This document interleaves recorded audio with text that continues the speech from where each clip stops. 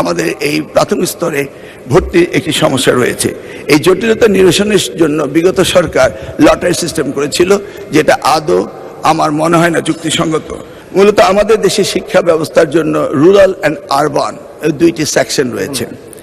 এখন গ্রামীণ জনপদে যে প্রতিষ্ঠানগুলো রয়েছে সেখানে প্রি প্রাইমারি স্কুল রয়েছে এবং ছাত্র সংখ্যা এতটা কম্পিটিটিভ নয়, সেই কারণে সেখানে ভর্তির সমস্যা তেমন একটা হচ্ছে না।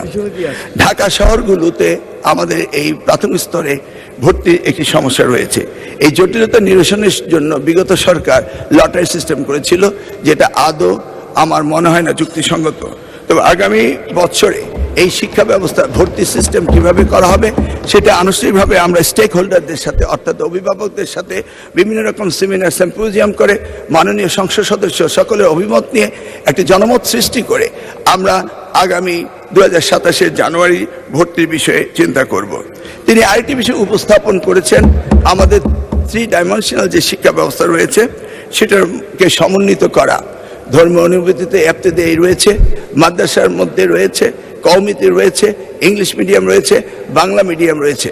সবগুলিকে সমন্বিত করা একটি জটিল ব্যাপার রয়েছে। তবু আমরা ইতিমধ্যে কমিটি করেছি ইংলিশ মিডিয়াম স্কুলগুলোকে সরকারের আওতায় এনে তাদেরকে কিভাবে আমাদের যুগোপযোগী শিক্ষা ব্যবস্থা বাংলাদেশের দেশের নিয়মকানুন মেনে করা যায় সেই বিষয়ে আমরা কাজ করছি। ইতিমধ্যে আমরা কমিটি গঠন করে তাদের সাথে যোগাযোগ করছি। দ্বিতীয়টি হলো ইবতেদায়ী শিক্ষা ব্যবস্থা, সেটাকেও আমরা ইতিমধ্যেই আমরা সেই বিষয়ে কাজ শুরু করেছি।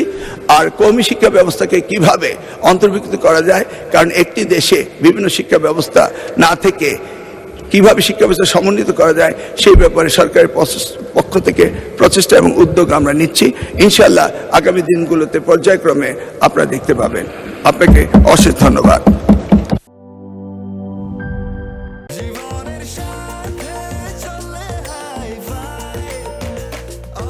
স্বাস্থ্যকর অল টাইম, সব সময় অল টাইম হেলদি লাইফ।